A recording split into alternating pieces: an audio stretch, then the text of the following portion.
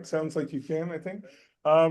Welcome to our March meeting, and it's great to see a huge crowd, Nature Nanaimo and Nault, and I'm sure there's lots of both of our groups here. And I'm Doug Fraser, one of the directors on the board of Nature Nanaimo. And so tonight we're gonna have a great presentation on otters, one of our favorite animals here in the Salish Sea. But before we get to that, we'll just we'll start with some neat, whoops, computer, so you have to click on it. Yes. Boy. So we'd like to begin by acknowledging that we are on the unceded territory of the Coast Salish peoples, including the traditional territories of the Nanaimo and the Snuneymuxw First Nations. Beautiful place we live. We have the privilege to live, and whoops, this one's want to work. Our mission is to foster an interest, appreciation, and enjoyment of nature and promote the conservation of healthy natural ecosystems in the Nanaimo region. And now it's working. So we have a fairly good online presence. It's tough for us to sometimes keep up with it, but we have a web page, a wonderful web page. We're on Instagram, on Facebook. We have a YouTube channel, which I always say, subscribe. And our YouTube channel, there's not a lot on there. We have some nice Buttertubs little videos from Linda Stevens, one of our members, great photographer. And that's where we do post the recordings of the meetings, and we do Zoom recordings of the meetings. So I apologize, sometimes the audio isn't great because the in-person presentation is what people are really doing. But we do get a Zoom recording of it, and you can watch it online. Of course, you people are here, so you haven't missed the meeting. And then if you have any questions, concerns, suggestions, you can email us at info@naturenanaimo.ca. So just some of the outings we've had lately, and our outings, our outings and our presentations, I think our monthly meetings are the two most fun and easy things to take advantage of as a member of Nature Nanaimo. So I was away for this one, but we had a day on Gabriola, and so I just these are some of the pictures that were taken by members. We went to the ancient cedar, I forget the name of the walk, the Elder Cedar Walk kind of out there, and it was beautiful. And of course, the Malspina galleries there with the crazy sculpted limestone was beautiful. We also went to Stocking Creek just on St. Paddy's Day, and it was like forecasting for the atmospheric river, and all of that never happened. And I had to put a bunch of photos in here because Stocking Creek Falls is a really, really beautiful little spot. So if you miss that walk, if you get a chance, go to Stocking Creek Falls, because it's just so lovely a walk. And so there was only 5 of us, I think, on the walk, but we had a great time. And there was a big slugs joined us, and this was just the strangest thing. There was a large Douglas fir growing right through a pretty substantial cedar, and both of them were pretty healthy, but that Douglas fir had gotten pretty big. Yeah. Could you hold the mic near your mouth? Oh, sorry. Coming from next door. Oh, okay. Yeah, there's a meeting next door, sorry. Is that okay? Okay. So there was quite an unusual tree thing growing on there. There was just this time of year, the moss is super lush, right? Because there's, the light, it's warmed up enough that the moss has started growing, and it's got that beautiful moisture. And this particular trail is kind of in a little valley, and it's very humid in there. So there's a lot of moss on the trees there. So it was a particularly lush location. Kind of reminded me a little bit of Cathedral Grove. The trees aren't that big, but very, very lush. And a nice walk. There's a few muddy spots and a little bit of up and down, but really a pretty good trail. And you can see like the stairways and stuff, which were only kind of modest number of them, were like really, really nice ones. And then I just thought I'd pop in a couple pictures There's been a lot of sea lions because they always come to feed on the herring during the herring spawn time of year. And so some of them, like this week, there were large numbers at Neck Point. They've petered out now. We were at Piper's today. There's a few of them swimming around with bellies full of herring. But that was a picture of that Helena sent of some sea lions that were just out on the rock there at Neck Point. And Jeff he's online here, but he had sent some photos of the sea lions that were up at Deep Cove, Deep Bay, feeding on the herring up there. And it's, well, you might not want to live close to where there's 200 of them barking at night or something, but they are amazing, amazing animals. And there's a lot of them around to enjoy. So I just thought I'd throw in a few pictures of those sea lions if people haven't had a chance to see them. Some upcoming events, I think our outings committee is doing a great job. The 29th of March, which is a week from this coming Sunday, we're going to just do a walk around Buttertubs, a little spring birding walk. But if the timing is consistent, there'll be the bush tits will be nest building. And that's, if we get a chance to see them, it's just amazing to watch them build their little hanging nests out of spider web and lichen and moss. They put a lot of effort into it. Takes them a long time to build. Sometimes they get helpers, like last year's young'uns, some of them help out, but it's quite a nest that they build. We found the one being built yesterday. Oh, really? Okay. Is it? Oh, it's half done? Okay, well, tell it to slow down, take its time. Yeah. You can go over there and put a little tug on it or But something. the next one. Yeah, hopefully, yeah. Well, and usually when we do that walk, by that time, there's usually 3 or 4, well, I shouldn't, no promises, but often you can see multiple bush tit nests from the trail around Buttertubs. So if we're lucky, we'll get to see a few of them. And there'll be other birds like, the yellow-rumped warblers and stuff are back now, so should be lots to see. The Brant Festival, we don't make the time for the Brant Festival. The Brant geese have been like up at Parksville for a while now, so hopefully they'll still be around when they have their official Brant Festival weekend, which is, I think, the 10th to the 13th is the Brant Festival official dates when they're running all of their events. And so we thought on the 11th, we've booked, reserved one of the picnic shelters at Rathtrevor Provincial Park. And so that's at noon hour. And so we thought at 10 o'clock in the morning before that, if people are interested and you register, you sign up, we'll go out and just look for the Brant geese and maybe, look around Englishman estuary, river estuary there just for a nice little walk. And then we'll have a, bring your own picnic at Rathtrevor at noon. And then people can do whatever they like after that as well. But so that's coming up on the 11th. Then on the 18th, we're doing an intertidal. There's a good low tide at 1 o'clock. And we're going to be at Cedar Boat Ramp, and we've gone there before. It's a good local spot. And Rick Harbo, who is an expert, is I mean, he's a marine biology guy. He writes guidebooks on intertidal zone life, so he's a pretty good guy to have with us. I think he's pretty busy. Like the next weekend, he's doing an intertidal thing on the Saturday too. But he's one of our members, and he's agreed to lead this walk on the 18th.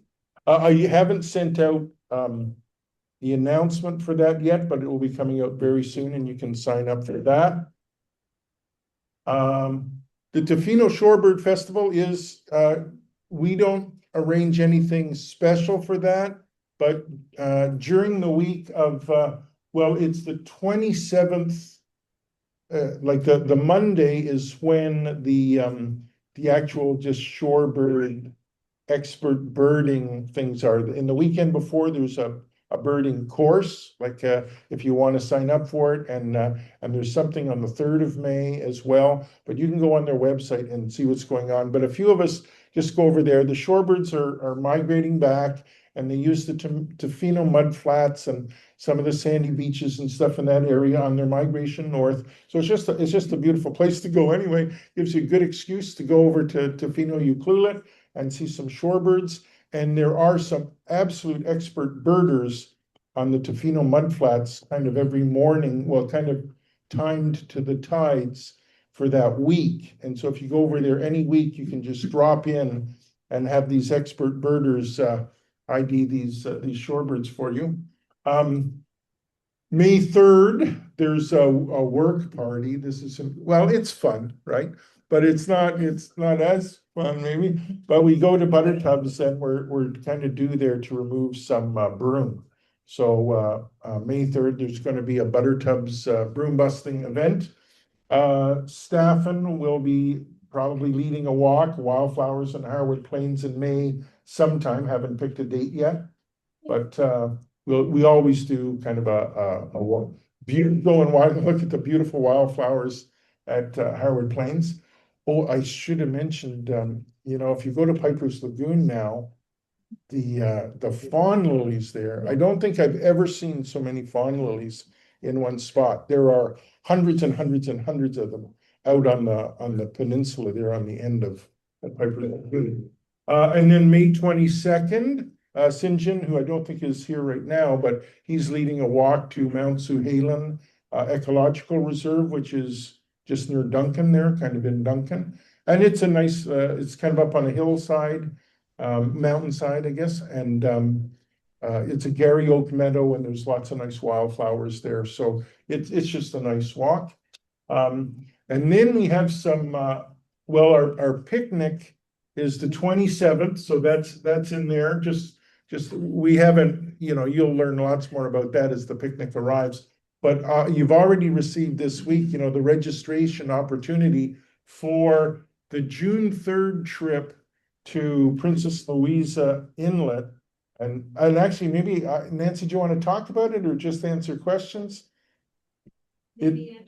Okay, it's because Nancy's the leader and the expert on it. It's a beautiful inlet with Chatterbox Falls at the end of it, and so we're going to get a water taxi ride from Egmont on the Sunshine Coast there, up the inlet, view the falls, you know, just enjoy the scenery and what, you know, whatever we see, and that's going to require 2 nights staying on the Sunshine Coast the night before. So you're there early in the morning. It's a 9:30 departure from the government dock in Egmont.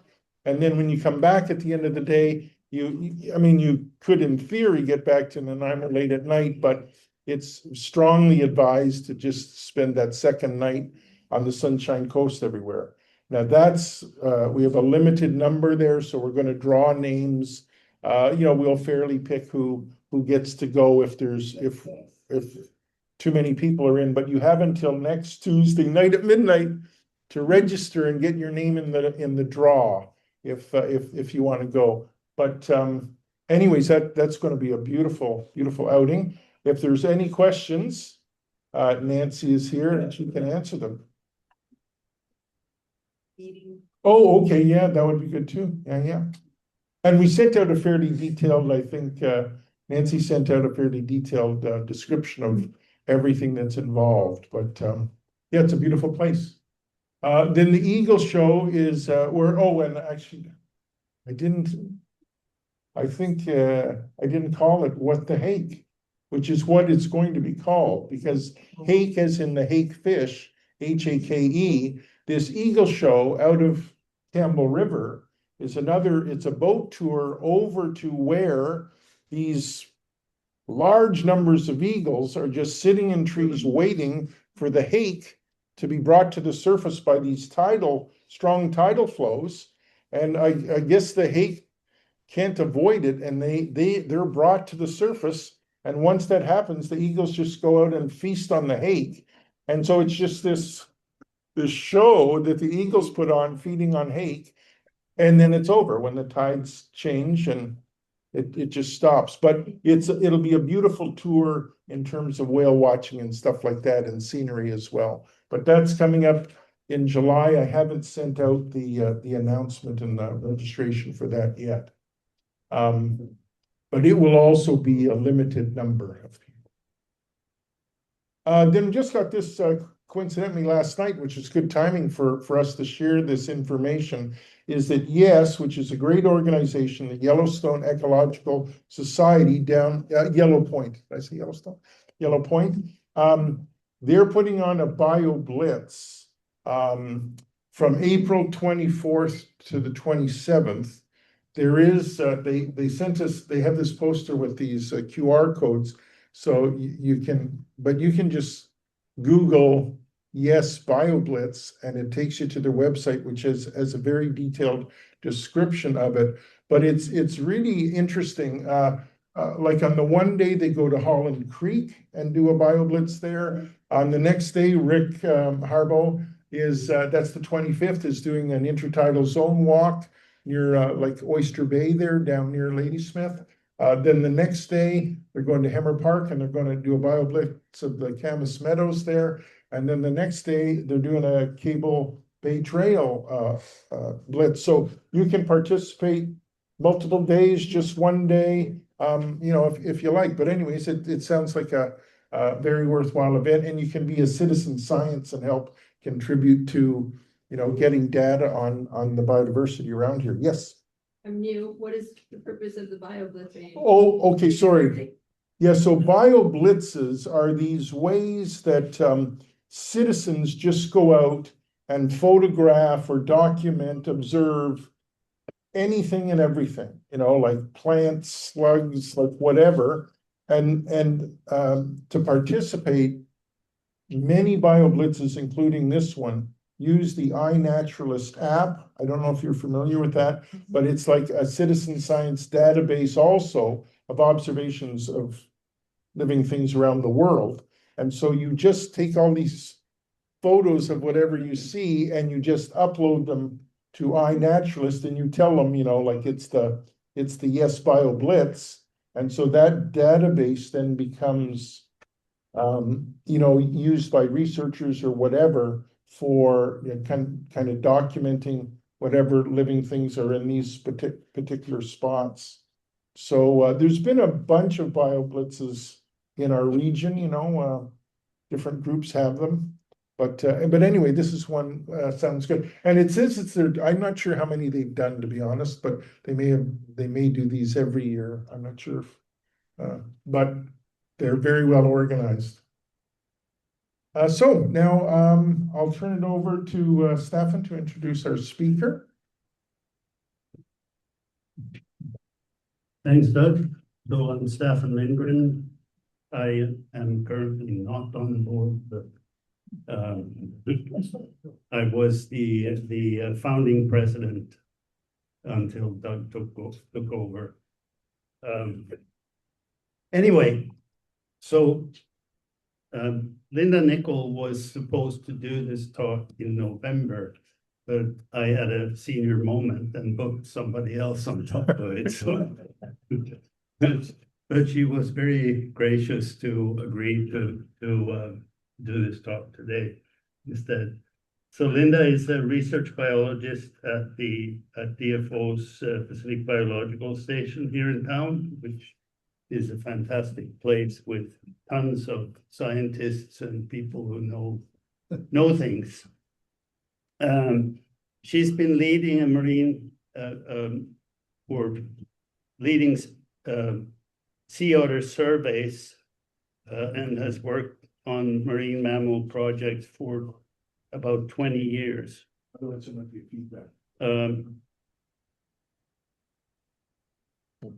Oh, sorry.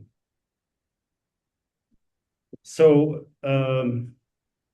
so in order to survey sea otters, you have to go to places apparently that aren't so pleasant. So she's been in little boats on the West Coast, up and down the BC coast, and I assume in fairly rough conditions once in a while. But anyway, everybody loves these little critters. So without further ado, we invite Linda up to tell us all about them.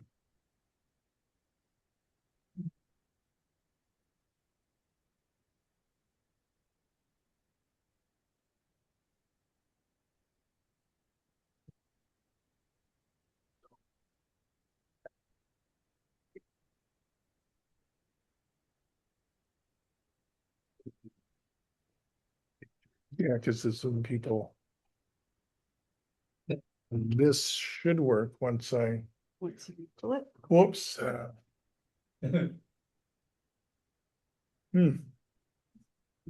go back. With this arrow, go with this arrow. There you just. Back in there.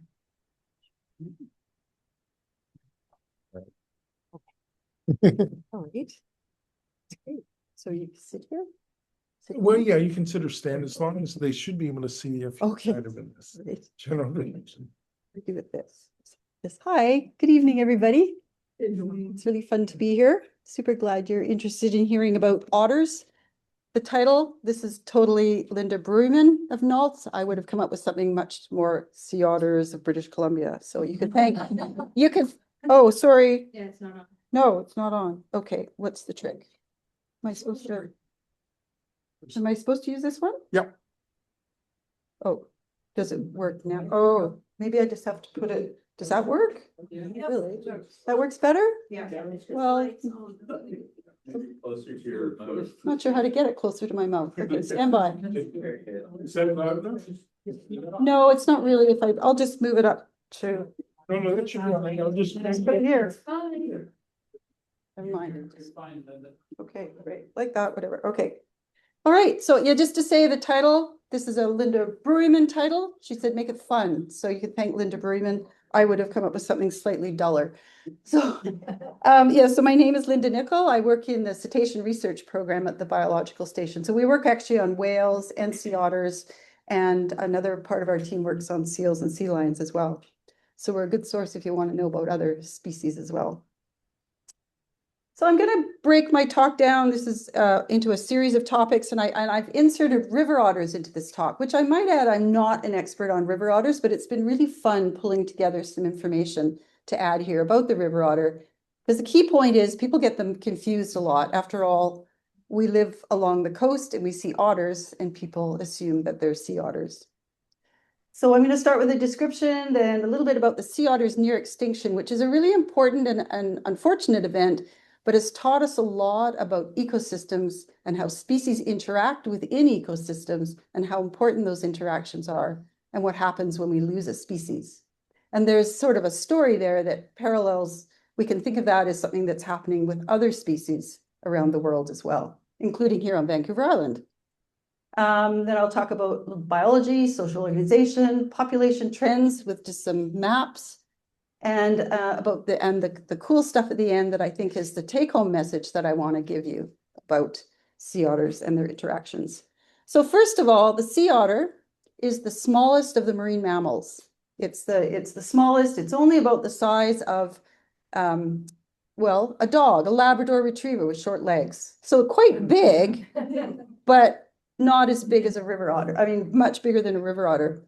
One thing that's super different about them is that they have their hind feet have been modified into flippers so that they can literally paddle with their back feet. So that makes it, they're very efficient in the water, not so great on land. So they rarely come out on land. The other thing about a sea otter is it doesn't have any blubber. And I'm going to bring this point home again. So a little bit in the next slide. So these guys don't have anything to keep them warm except their fur and their high metabolic rate. That fur, 100,000 hairs per square centimeter. If you want to think about that, for those of us with a full head of hair, we've got about 100,000 hairs on our head. So they're really, it's fine and it's incredibly dense and incredibly beautiful. It's also the reason for their ultimate downfall and with humans. But they have to groom that fur all the time to keep air inside that fur because it's the layer, it's the tiny air bubbles caught in the fur that is actually what's keeping them warm. And this high metabolic rate, which is their furnace. So let's go back to blubber. So seals, we have lots of those in the Strait of Georgia. Here's a seal looking nice and rotund, very smooth, round edges. That's because this seal's got a big, thick layer of fat, like a wetsuit that's keeping it dry. I put a cross section over there so you can imagine just how thick that blubber is. It's literally connective tissue with fat in it, and it keeps the seal warm. So seals and whales and dolphins, they all have this design to stay warm in the ocean.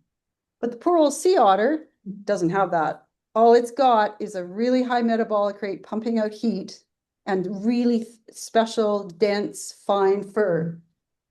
And to fuel that high metabolic rate, if you're gonna pump out lots of heat, you gotta eat lots of food as well. So this figure is just showing you a graph of how much higher a sea otter's metabolic rate is compared to other terrestrial carnivores. And you can see the sea otter is way off the chart compared to a cheetah or a hyena. I also went, as you can see my references below, most of this I got from a publication, but I Googled for some other things and I've kind of put where I think the river otter would sit. So the river otter is also slightly elevated because when it's swimming in the water, it too would get cold. Like we all get cold when we go swimming, right? So, so the river otter is a little bit higher as well. Just to bring it home again, a river otter is a lot smaller. You can see that from my little note on the side there. They're a lot smaller than a sea otter as well. So what do these animals eat? Back to the sea otter. So the sea otter has got to eat a lot of food. And in fact, it eats about 20-25% equivalent of its body weight a day in food to generate the heat it needs to maintain its body. One of the cool things about sea otters is that they bring their food to the surface. So they dive down, they pick up the food off the bottom of the water, the sea, or along the rock edges. They bring it to the surface and they lay on their back, put it on the table that's their belly, and they eat it. And so because of that, we can collect data on what these animals are eating simply by painstaking observation using very high-powered spotting scopes from shore. And so there's a lot of really good data on this, on looking at diets of sea otter populations at different densities, so where there's not very many otters, so everybody can pretty much eat the same big prey, to areas where there's lots of otters and there's maybe a little more competition for what there is to eat. What we know is what sea otters are eating from watching these things, that they're eating all kinds of invertebrates. They're eating sea urchins, clams, crabs, sea cucumbers, abalone, snails, octopus, chitons, and I could go on and list more things, but it's a huge swath, and what you'll notice about them is that they're all invertebrates, no fish. So these guys are eating prey that is either completely sessile or moving fairly slowly. So that's what they're designed to eat. And then this is a little graph just to show you as I mentioned, I just hinted that the diet of these animals changes over time. When they come into an area where they haven't been for a long time, and there's a lot of prey, everybody can pretty much eat the same sort of prey, and it's all quite big. They're eating big urchins and big clams. And then over time, as the area becomes more populated with otters, the otters are diversifying their diet, and they're eating a lot of other things like small mussels and small crabs. So the diet diversifies. And this graph, what it's showing from the top to the bottom are different places where my colleague, Erin Foster, collected data for her PhD, looking at the diet of sea otters.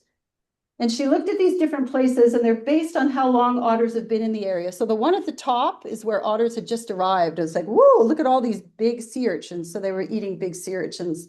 By the time the site at the bottom that she went to, Gosling Rocks, has been occupied for 30 years or more. So otters have been established there. So the diet was quite different. So that's one of the really interesting studies.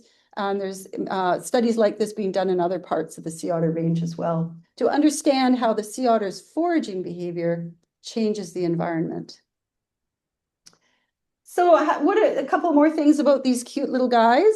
Their paws. So they use these very sensitive and powerful paws, and they're very powerful. They got very short, but very powerful forearms for prying things off the bottom, prying those clams or digging those clams, or prying an abalone off a rock, that sort of thing. And then they bring it to the surface and they use those paws to manipulate it to eat.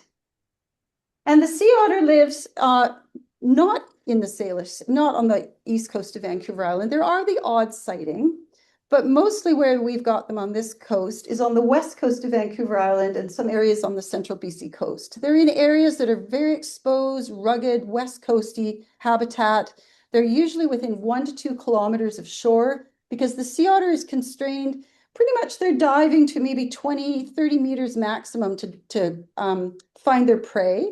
So they're not going into much deeper water than that. They can go to 100 meters, or some males that do, but most animals are feeding at 20 to 30 meters.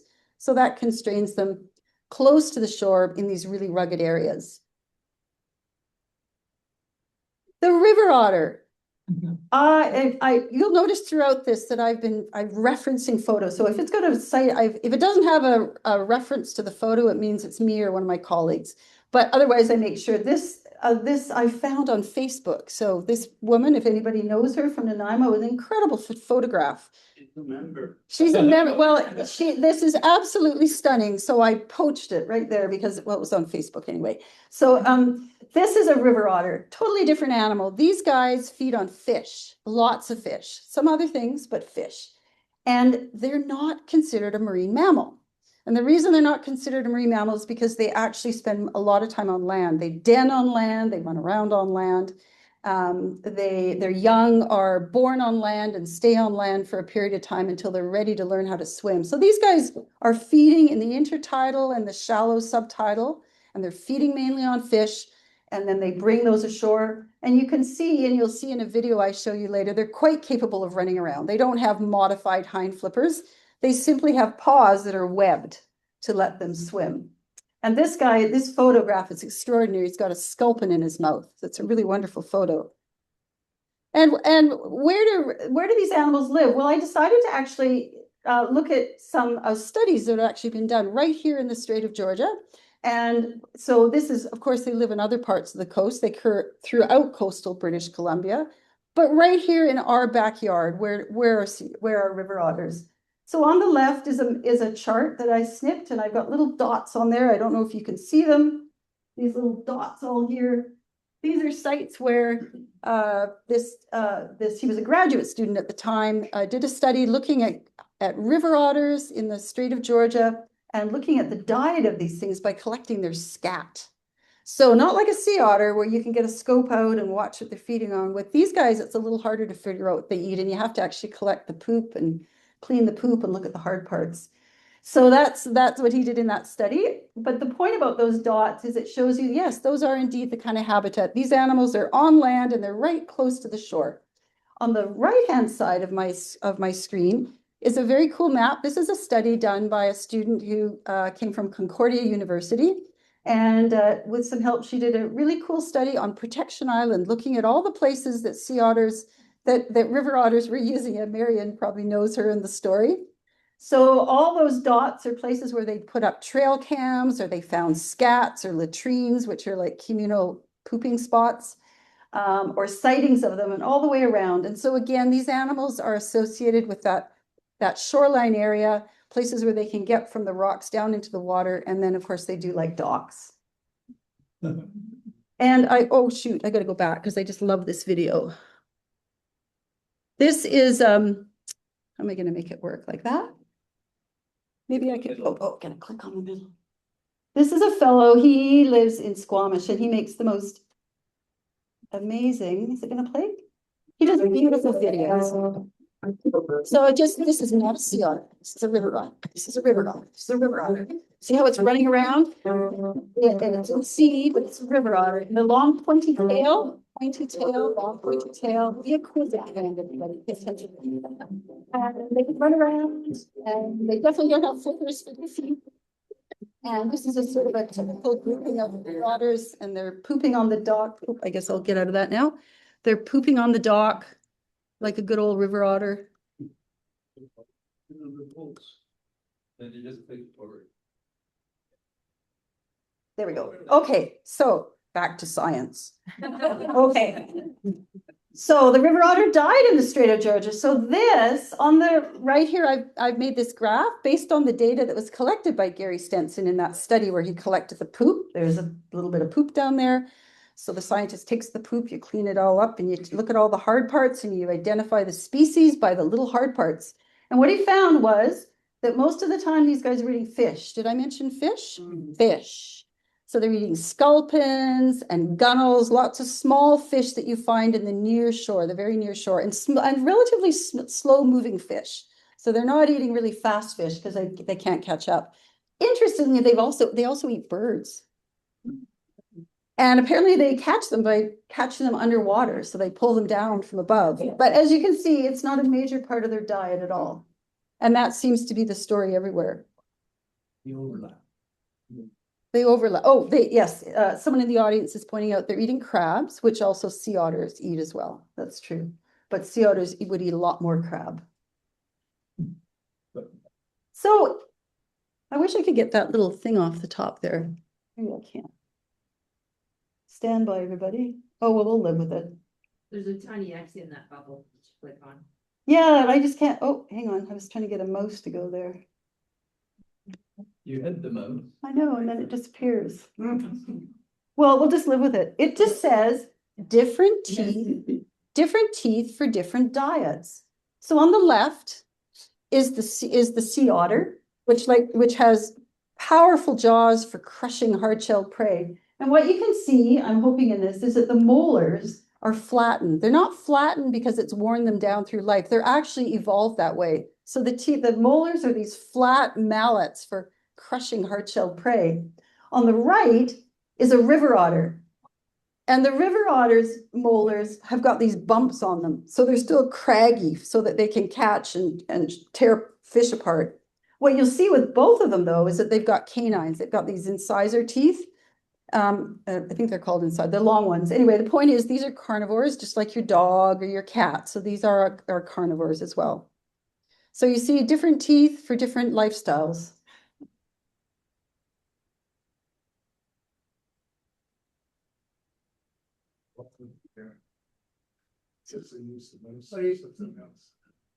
Okay, now, oh, there we go. Okay, that's a bit of now you've got the idea difference between river otters and sea otters. Now we're going to move back to sea otters, pretty much just sea otters.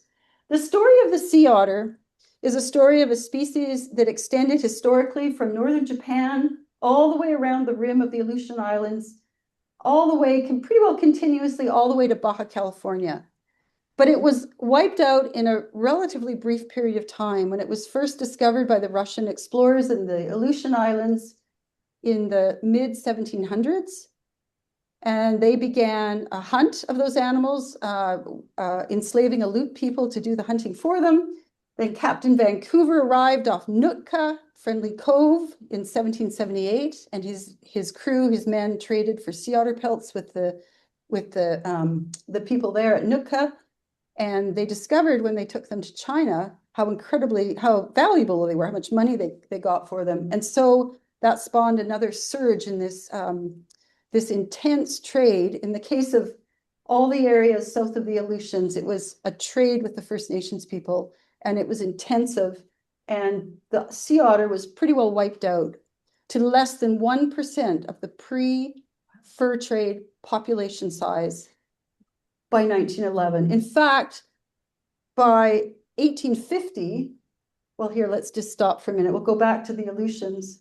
So the Aleutians, there's actually pretty good data on the actual catches of otters because the Russian American company kept pretty good records. So just in a relatively brief period, 1741 to 1867, 800,000 sea otters were harvested. Just to give you the magnitude of this intense harvest. On the BC coast, or like this, actually from Southeast Alaska down, that area took off by 1778 as a result, as I said, of Captain Cook arriving at Nootka. I hope I said Cook before, not Vancouver, because I meant Captain Cook. Wrong guy. I meant Captain Cook. Captain Vancouver came later. We don't have as much information about how many otter pelts were taken because there just aren't the same sort of records. So there's little samples, little snippets. And we know, for example, that in a brief period of 2 years, there's a record of 30,000 skins from an area that would have been BC and the southern part of Southeast Alaska. So a really huge intensive trade. What it means is that the animal was commercially extinct. The traders had moved on by 1850. And it's probable that the sea otter was ecologically extinct at that point too. And you can just think about that. I'll tell you what that means later. But by 1911, we have less than 1% of that pre-fur trade population. I want to go back one. It's going to let me go back one. There we go. Nope, back 2. There we go. So on this map, which I showed you before, you see the little dots. little dots over the map, those are the places where the remaining population existed by 1911. So probably about 1,500 animals in total. There's one little dot at the northwest corner of Haida Gwaii. That little group was gone by the 1920s. So hunting still continued after 1911, where animals could be encountered, you know, opportunistically by people, because one pelt could change your life.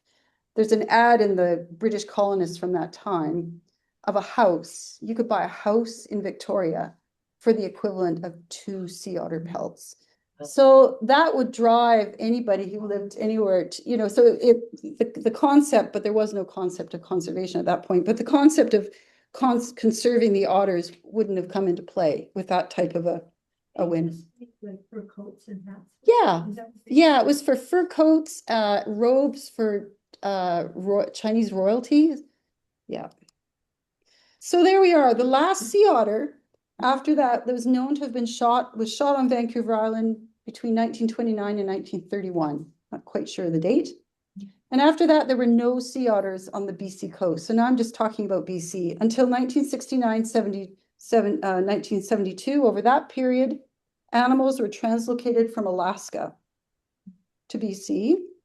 And they were translocated into my red dot, which is pointing at Checklisset Bay on the west coast of Vancouver Island. That was determined to be really good habitat. It looked like the kind of habitat where those remnant populations still existed in Alaska. And so the biologists thought this would be a good place. In the top corner there, you see a nuclear explosion. That's a good reminder because actually the whole impetus for doing these translocations came because the Americans were doing nuclear testing at Amchitka and wildlife was being killed. And so there was a desire to try and move some of those animals out. So Alaskan biologists came up with the idea of translocating some of these animals. And some of them were taken to Southeast Alaska, some to Washington State, and we also got some. So there were three translocation efforts that occurred for a total of 89 animals. Probably less than, probably 30 of them, 30, 35 of them actually survived overall to reproduce. Okay, so they did reproduce, they did establish themselves, and we have a recovering sea otter population in British Columbia. So a little bit about them. As someone said, as I was introduced, yes, I've spent a lot of time on the coast in small boats going up and down the coast doing population surveys. And when we do, we encounter sea otters in different configurations, sometimes as individuals and sometimes in mostly often in groups, these rafts, these aggregations of animals floating at the surface. They have consistent areas where they typically raft, and they segregate into male rafts and into mum pup rafts in different parts of the range or in the areas. And this is another little video. It's an aerial from a UAV. I'm just showing you what our animals in a raft look like. This is life in a raft. This is a raft of mum pups. There's one little teeny pup in the middle there with its mum, and there's one further up, but they're just floating around on their backs. They're snoozing. You can see how their tails are flattened and rounded at the end, and they use them like an oar to paddle around. Nothing like a river otter tail. And that's life in a raft. So they spend a lot of time doing that, a lot of time grooming to keep that fur warm, because remember, that's all that's keeping them warm, and then foraging. So the one up in the corner up there, she's got a little pup hanging off the side of her.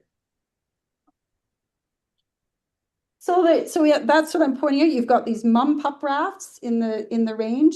These animals are not migratory. So when they establish in an area, each animal has a range that's overlapping with other animals. It's really tens of kilometers of coastline, and that's where they live for their whole lives.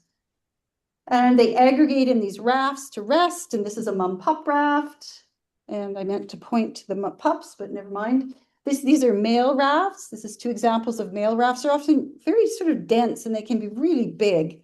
And they're often, well, there's no pups in them anyway. They're just resting. So there's a lot of wrestling and tussling that goes on in male rafts. And the females they reproduce, obviously. they're the powerhouse of the population. They're producing a pup. In sea otters, males, it's one male mating with many females. So most of the males are not contributing in any year to the population. And these females have this pup with them. The pup's dependent for 6 to 8 months, and they reproduce approximately every year, starting at the age of between 3 and 5 for the rest of their lives. And they're really good mums. They care for that pup. They carry that pup on their belly. So the sea otter can only have one pup. They've evolved to have only one pup because they simply can't take care of more if the animal has to be on their belly. Whereas the river otter, denning on land, can have a litter of 3 to 5 kids. Anyway, juvenile mortality is what controls population growth, but we'll skip that. Moving on. Okay, surveys. So after the sea otter was reintroduced, and there it was, we knew there were animals. In 1970, the one in 1972, that translocation was most successful. The first surveys to monitor the population was in 1977. And I put up at the top there is a scan of one of the charts that's still in my filing cabinet from the previous biologists who worked in this program, with handwritten notes showing where the otters were on a particular date and how many they counted. Well, we continue to do boat-based surveys and some helicopter. And again, it's visual. We're searching visually for otters, and we're counting and estimating group sizes. The only difference from those earlier ones is that we've got a bit more technology on our boat to track what we're doing and where we are. So that's my team and I out doing a survey. We now have a time series from 1977 to actually 2024, but I said 2023 there, tracking the population growth and the distribution of them. So I'm going to jump to that now. I'm just going to show you, this is like an animation of sea otter population growth. Oh, it didn't work. Okay, let's go back. What happened? What happened? It should be this. Oh, that's odd. It's not showing. Okay, well, oh, there it is. Okay, let's see if it'll work now. Maybe I just have to click on it like that. There we go. Okay, so the first one was, that one is where the sea otter was in 1977. There was about 50 animals at the top red dot and another 15 animals down off Nootka Island. That was the population of BC. Whoops, that didn't work. How did I make that work? Okay, let's go next. There we go. Okay, by 1977, the population had extended further along the coast, and there was also animals found up on the Goose Island group on the central coast. Oh, this isn't really. And there it's expanded by 2021 or 2001. No, sorry. Okay, let's go back. Here we go. Okay, and by 2004, down into Clayoquot Sound. By 2008, we've got more extension up onto the central BC coast and out onto the Scott Islands. By 2013, a little bit more on the northeast, the mainland, just north of Vancouver Island. In 2017, we had a population, an estimate of about just over 8,000 animals. And now our most recent estimates of about 2023 is we're looking at about 12,000 animals on the BC coast. So this is well, from probably about 30 that originally survived from the translocation in Checklisset Bay. So a really beautiful success story about recovery. This is animals that have moved back into habitat that they previously existed. This is they're recolonizing areas that the species occupied before. But I just want to, throw this map up as well, just to point out, because I've shown you that swath, it looks like they're continuously everywhere. They're not. This map is showing clusters of hotspots of where otters are at higher density. So you can see that some habitat is more profitable for an otter for them to be living in than other areas. So the areas in blue have lower densities of otters. Would Queen Charlotte's be a good place for them to? Yes, it is. And the Haida Gwaii is a place where we will expect more occupation or animals to recover there. They just haven't established fully. They're starting there. There's actually some animals there, and we're going to start to see some recovery of the population there. Yeah. So the ecological effects, this is to my mind, the really important take-home message of the story. The thing about the sea otter is that because it was removed and so dramatically, and then as it came back, and because they eat so much, They're called a keystone species. They have such a profound effect on the ecosystem. Biologists were able to see what a difference it made for the otters to be removed and the otters to be brought back. So the most famous story is that by Jim Estes and his colleague, published in Science in 1974. They showed in Alaska, in the Aleutian Islands, that when sea otters are absent, you get these carpets of urchins. These are herbivores, and they graze over the ground, and they're eating all the algae so that the kelp cannot grow.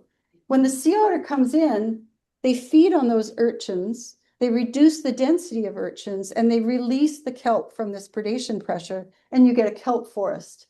And that has a whole bunch of cascading effects in rocky ecosystems. So that was a really important discovery. It's about how a species structures an ecosystem and causes a cascade of effects that influence other species.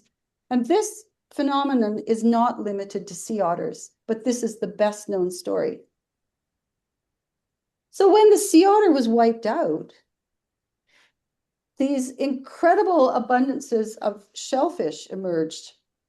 And this is a picture from California in the early 1800s. This is a mountain of California abalone shells, a mountain of shells.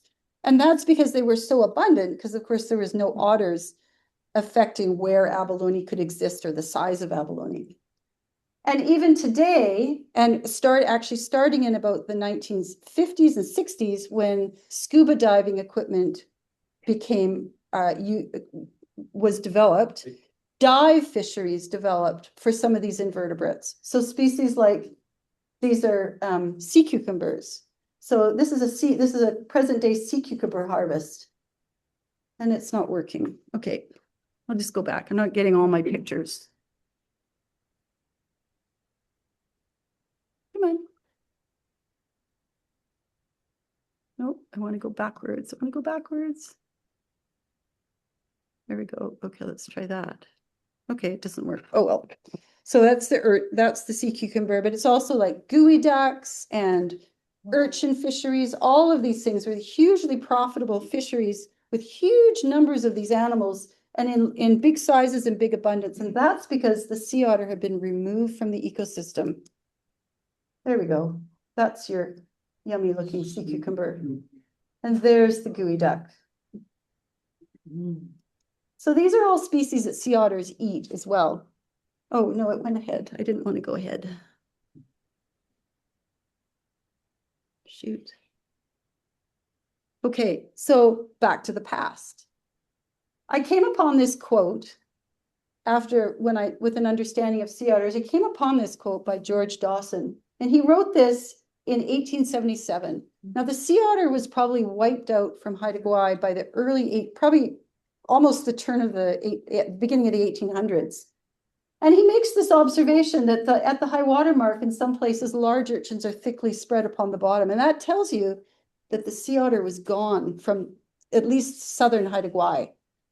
So the effect of the sea otter was rapid and powerful even at that time.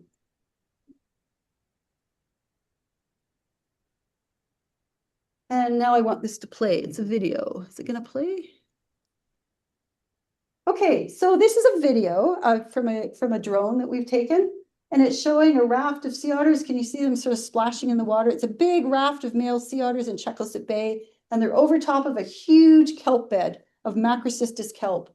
Well, a really cool study done by a student, he's long graduated from UBC. He looked at kelp forests and the productivity of kelp forests in areas with otters and the size of them, their extent in areas without otters on Vancouver Island. And what he found was that the kelp beds were 4 times deeper, meaning they extended further into the subtidal and then where otters weren't present, and that they were almost 19 times larger. So huge kelp beds. Now this is the direct result of sea otter foraging.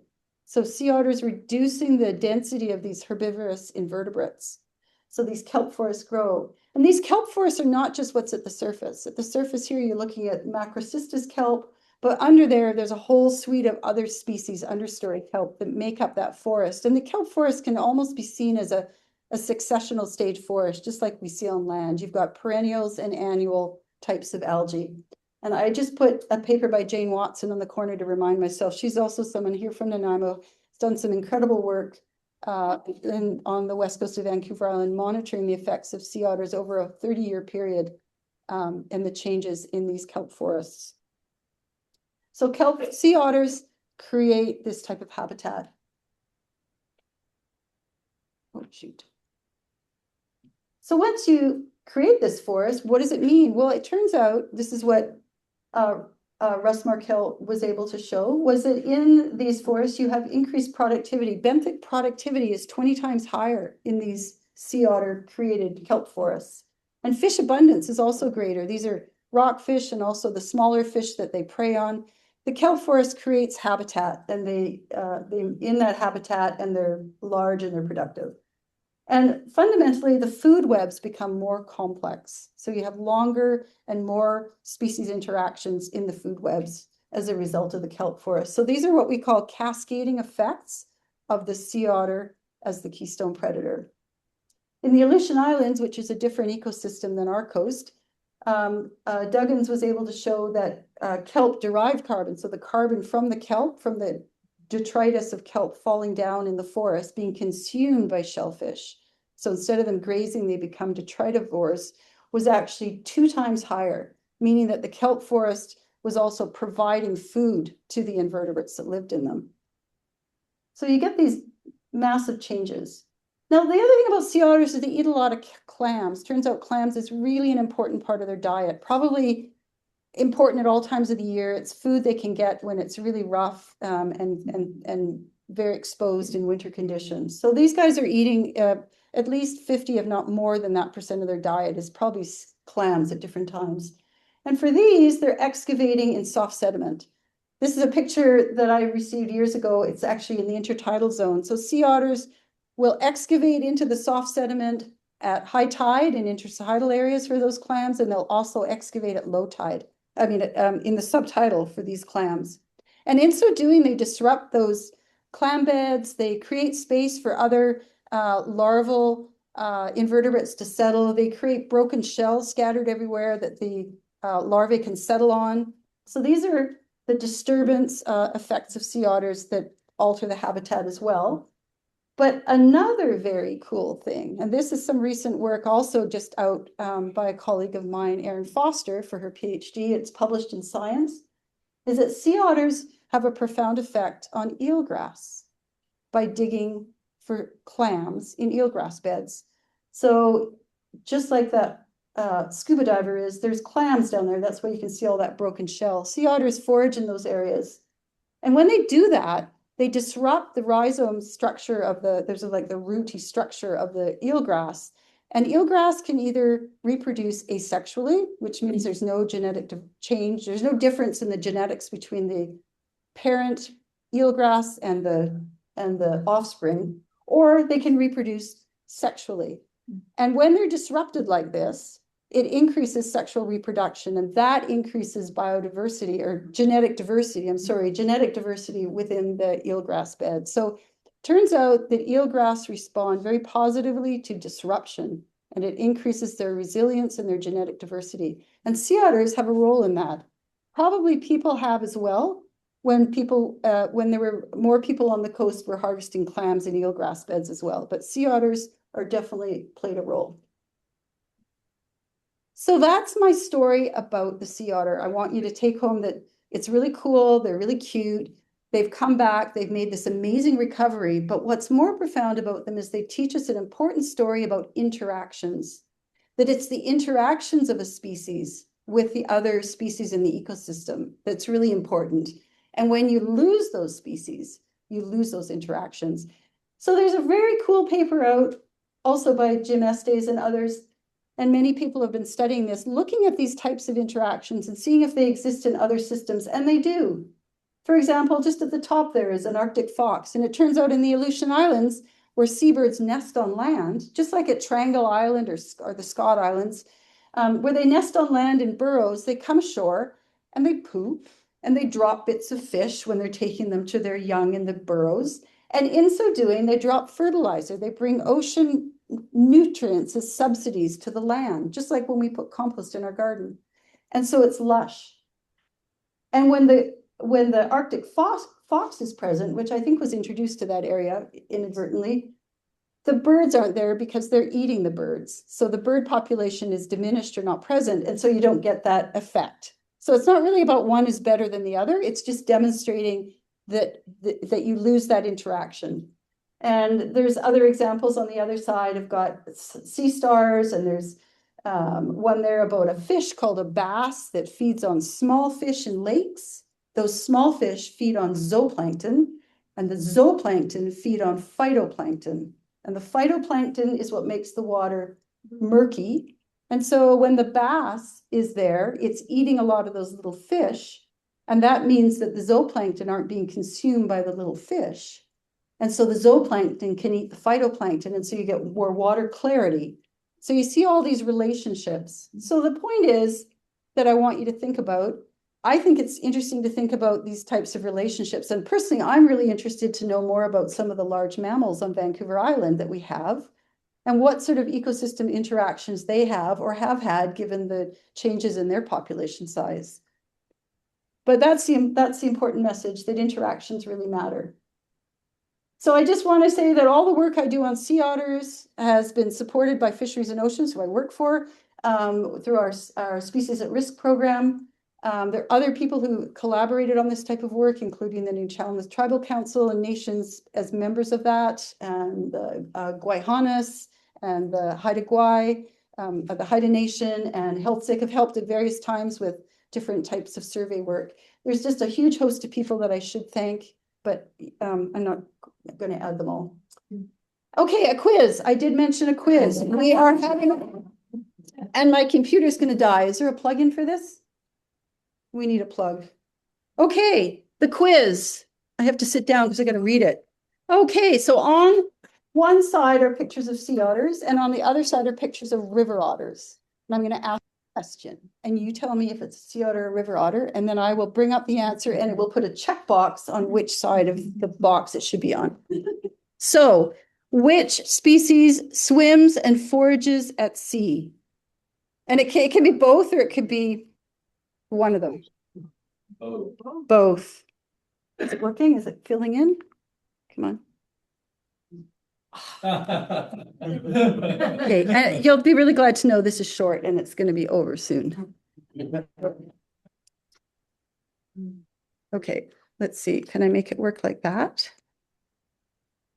If I go like that, there. Okay, there, we'll do it that way. Okay, the next one. Which species climbs out on docks and floats? And river otters. Excellent. Okay, which one eats mainly fish? River otter. Well done. Which one brings its prey ashore to eat? Correct. Eats prey by lying on its back at sea with its belly at the beginning. Sea otter. Sea otter. Well, I want you to win. Okay. Dens on land, sometimes under people's houses. River otter. Okay, okay. Has several young in a litter. River otter, good. Yeah. Okay, next one. Has a long pointy tail. River. Swims on its belly.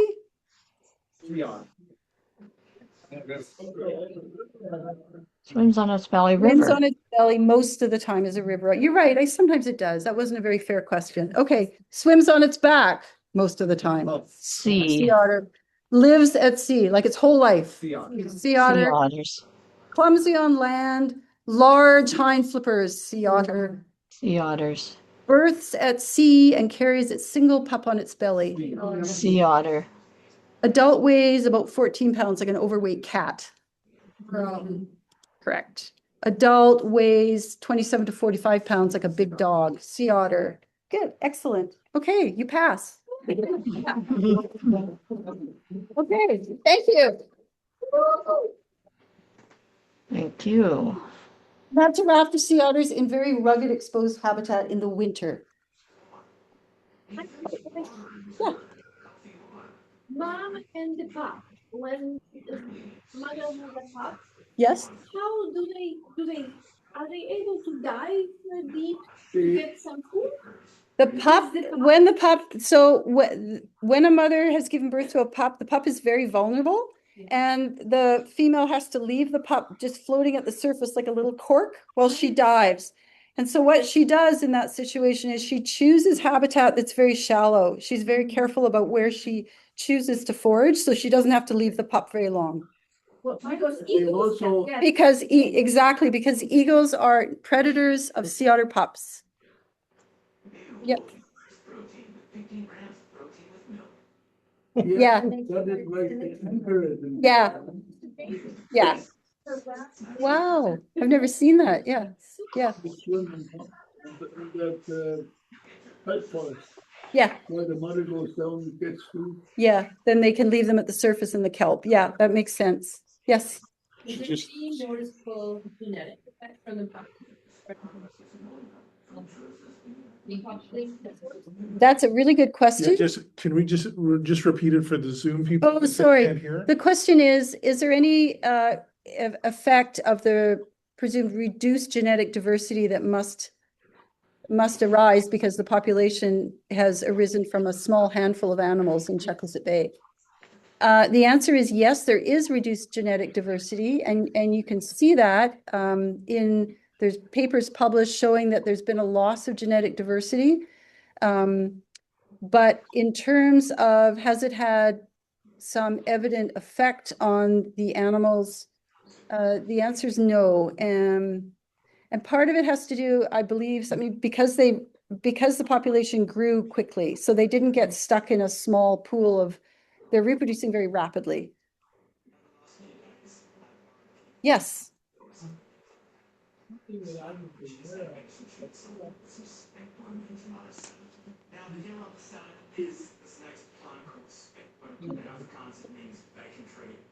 No, I didn't. Okay, yes. So the question is, do sea otters, can you tell me about sea otters using tools? And that is absolutely true. Sea otters do use tools. They will use a rock. They will either use it as an anvil, or they will use it as either to bash something on, either they use it to bash an object, or they use it as a flat thing upon which they bash a hard-shelled prey. And they'll bring that rock up. They have what's called an axial pouch, which is like big floppy armpits.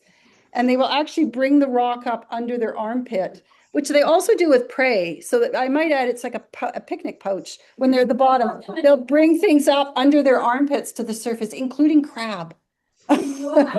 So yeah, yes.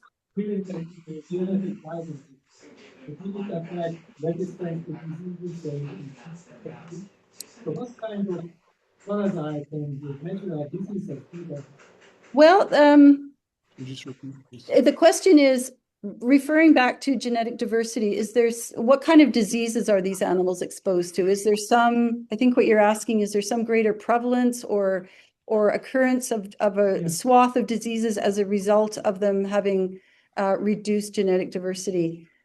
I guess the thing is, it's hard probably to answer that question because we're dealing with what we're dealing with, which is lower genetic diversity across the range, and we can't actually compare the health of the animals in the past. We can only compare genetic diversity with remains from midden sites where we're actually looking at the genetics of the bone, DNA extracted from the bones. As for the diseases that they're exposed to, sea otters, Toxoplasma gondii is a disease that has been a problem with sea otters, particularly in California. That's the one that is associated with cats. It doesn't come from cats, but it's often associated with cats. And another one is Sarcocystis neurona. Most of what they're exposed to are things that are coming, they're washing from the land into the sea, being taken up by the invertebrates that they eat, they feed on. We are not seeing a population effect of any of these diseases in BC at this time. There was an issue with the Toxoplasma gondii in California. I don't know that it's an issue at this point. I'm sorry, I can't give you a very more clear information, but the take-home message is no, we're not seeing a strong effect of lost genetic diversity on the resilience of the population at this point. Yes.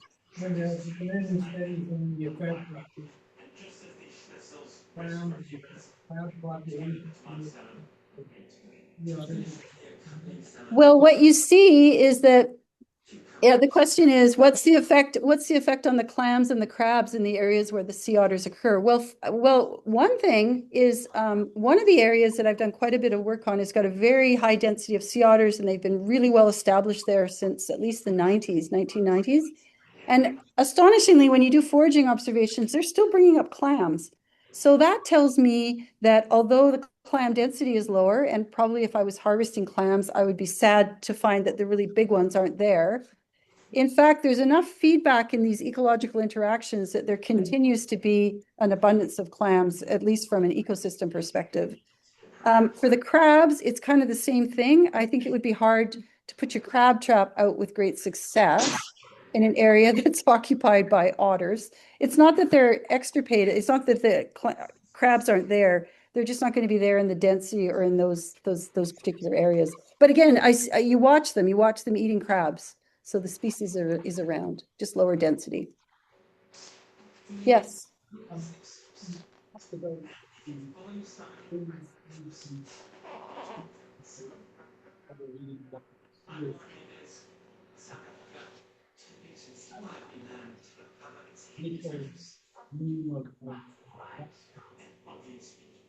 Is that a motivator for others to move?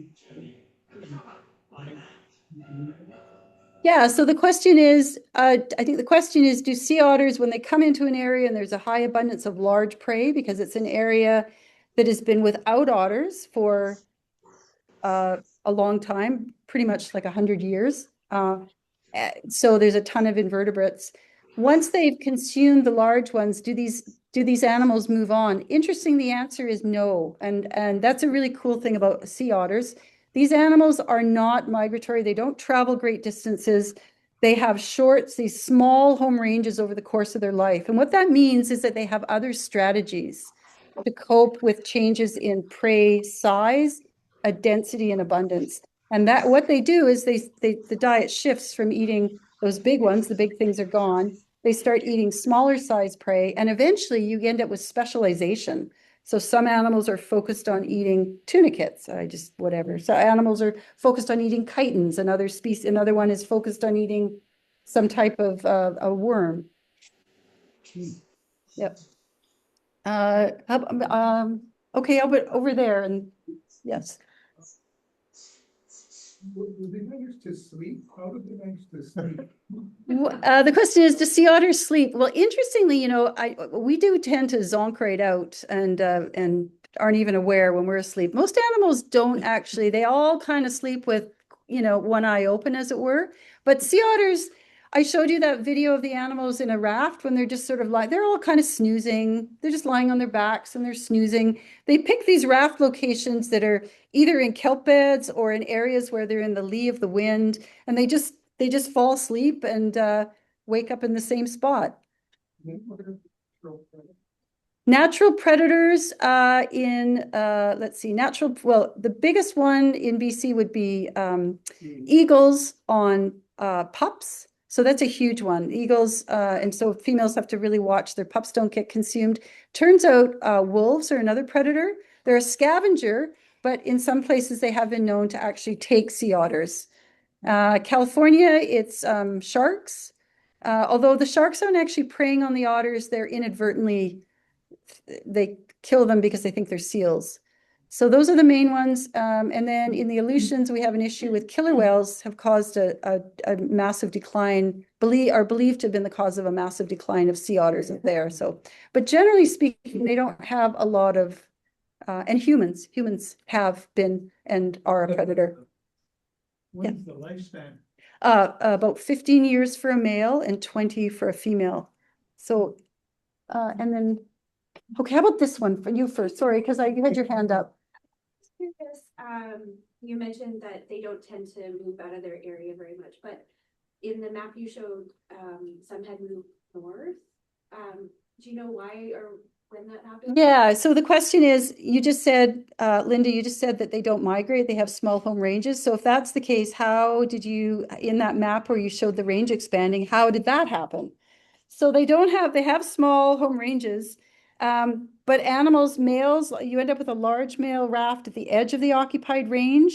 And in time, those males will move on into further areas that are unoccupied at this time where prey is more profitable.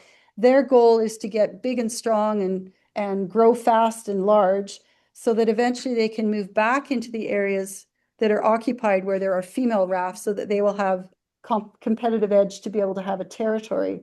What ends up happening is the males move there and eventually females move in behind them. And what that is going to be animals. That's going to be the movement of juvenile animals or young animals that are moving into these new areas. So they're not dispersing, but they're moving in these. And the interesting thing about this way that they expand is it's truly an effect of a population having been extirpated and recovering into previous habitat. This wouldn't be the way the population would behave if all the habitat were occupied. So that'll be a different process.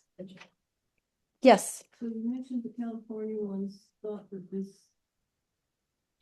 others were what, sharks? Oh, that they, yeah, so the sharks in California are probably thinking that the thought is that think they're attacking a seal, which is what they're after. Yes. No, I think it's because there's this mortality from shark bites, but the carcasses are not consumed. So it appears that they've been bitten and injured and killed by the shark, but not the shark wasn't going to eat them. Yeah. Too hairy. Yeah, too furry. Rubber, no Yeah. rubber. Yeah, I know. It's a big fur ball. Yeah. You see if there's some questions. Yeah. Okay.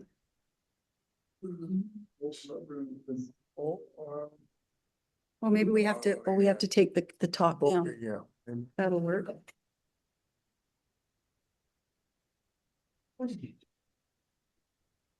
oh, yeah, it's.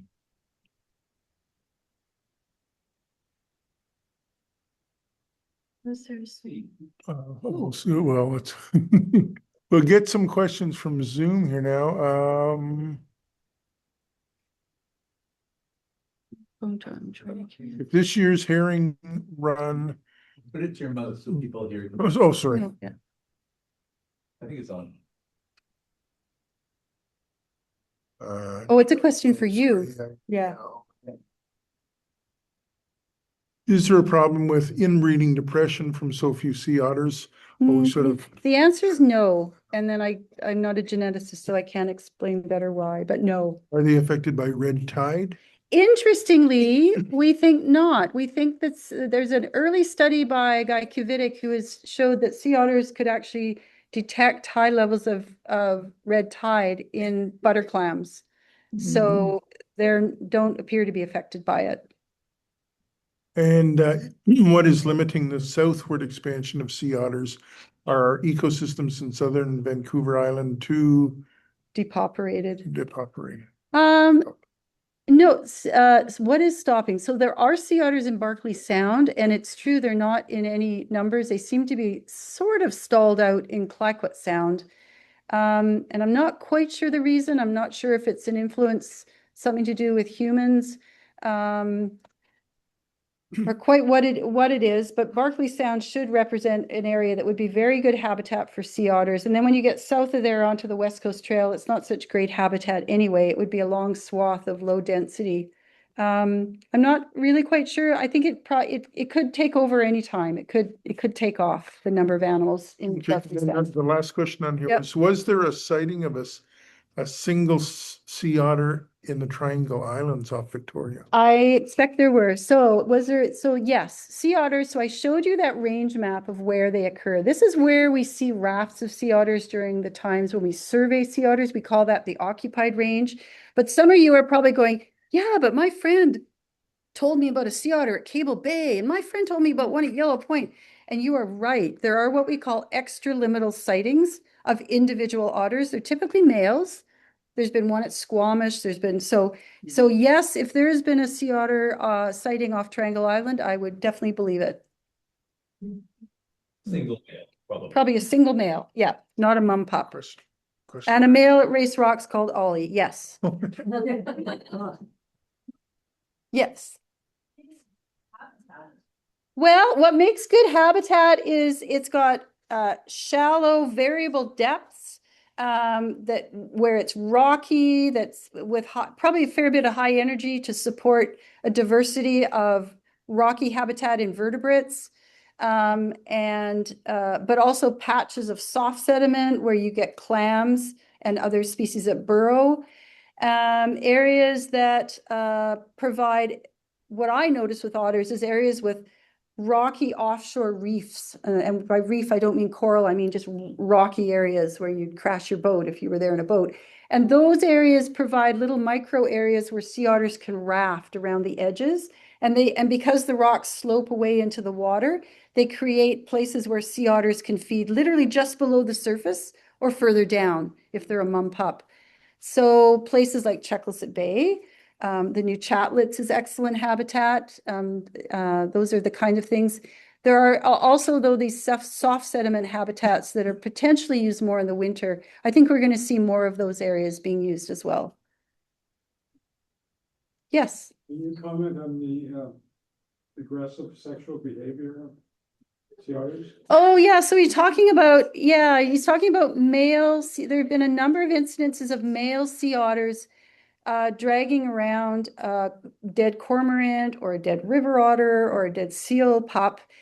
And this is a male sea otter that has tried to copulate with this other animal, and in so doing has drowned and killed it. It's a very weird behavior. And the only thing I can think of is, you think, well, why does it occur in the population? There's no reason for it to be extinguished because it's just a weird behavior. It's not super prevalent, but people see it, and I think because there's no negative side to ultimately reproduction, it hasn't just if it was a behavior that had a negative effect on breeding, then it would never have continued. So I sort of see it as this aberrant behavior that just persists. I don't know. I thought that within the species that the males. Oh, yeah. Okay. No, that's right. Okay, you're talking about, that's right. So the sea otter, They should be cute, but they're also. yes, they are. Male sea otters, when they're copulating with the female, they grasp the nose of the female. And in California, the animals, it's very severe, and they're animals that are quite deformed on the face as a result of this. It's not clear why they do that. I think actually river otters and mink do that as well. And I don't know why. Yeah. I had a question. I was wondering, when you have these rafts of, say, 200 males, obviously when they go to feed, they must have to spread out a little bit. So are they in those rafts like when they're not feeding? Like, do they all disperse at the same time to go feed, or are they just feeding and coming back? It's a bit of both. So when we watch a raft, you see some animals coming and going from the edge, but there's also a diurnal, there's sort of a pattern to it where everybody's all rafted up. And then whether it's something to do with the tides changed or the winds picked up or it's rained, they all disperse and they all just take off and they go and forage. And then you wait 6 hours, you come back and they're all coming back to the same rafting location. Yeah. Okay, I think we'll end it there. That was awesome. Great question and answer. Stepping with us.